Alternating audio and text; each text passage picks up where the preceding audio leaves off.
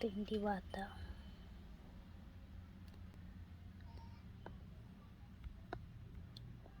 Hiyas ng puso ng saging na nagbibigay proteksyon, kabal, kumbate espiritual. Malakas na gamit pang kumbate espiritual. Ito ang powerful na gabay. Ayan siya. Ito yung mata niya. Ito yung bibig. Ito yung buhok. Ayan, powerful siya. Maraming gabay na nandito. Ayan, mga mababait na espiritu. Ayan po. Yan ang diwata.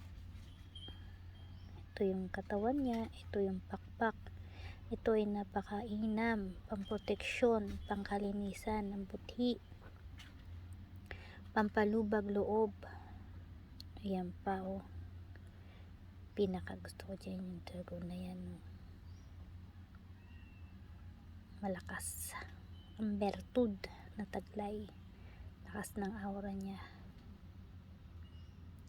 Ito ay hiyas ng puso ng saging sa pinakaubod ng puso.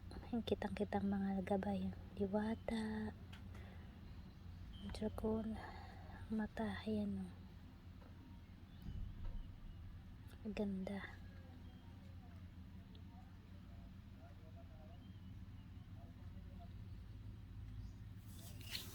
Ito ang itsura niya sa liwanag. Wow. Ayan yung gabayo.